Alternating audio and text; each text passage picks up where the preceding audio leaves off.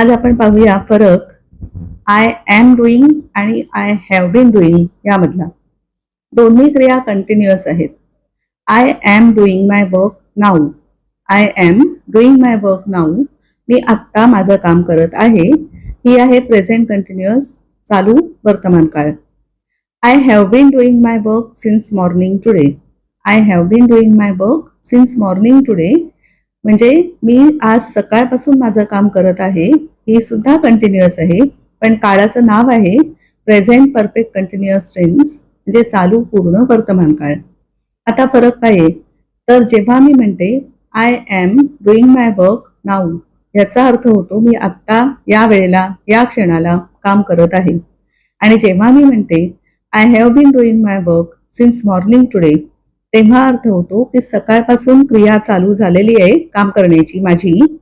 आणि ती सकाळपासून म्हणजे आधीपासून सुरू झालेली क्रिया आत्ता सुद्धा मी काम करतेच आहे. म्हणजे काम माझं चालूच आहे आणि अजून थोडा वेळ पुढे सुद्धा माझं काम चालू राहणार आहे.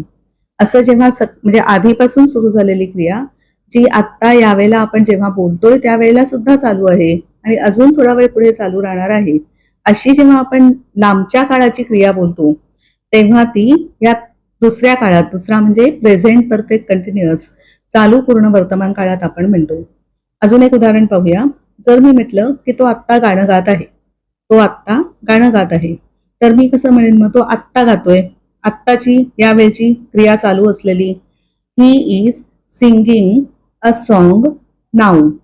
He is singing a song now.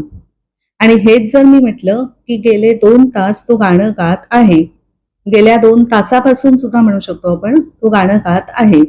मग आता ही क्रिया 2 तासापासून चालू झालेली, चालू असलेली आणि अजून थोडा वेळ पुढे चालू असणारी अशी ती क्रिया असल्यामुळे मग आपण म्हणू he has been singing a song for 2 hours किंवा सिन्स 2 hours.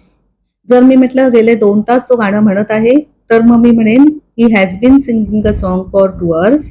जर मी म्हटलं गेल्या 2 तासापासून तो गाणं म्हणत आहे तर मी म्हणेन he has been singing a song since 2 hours.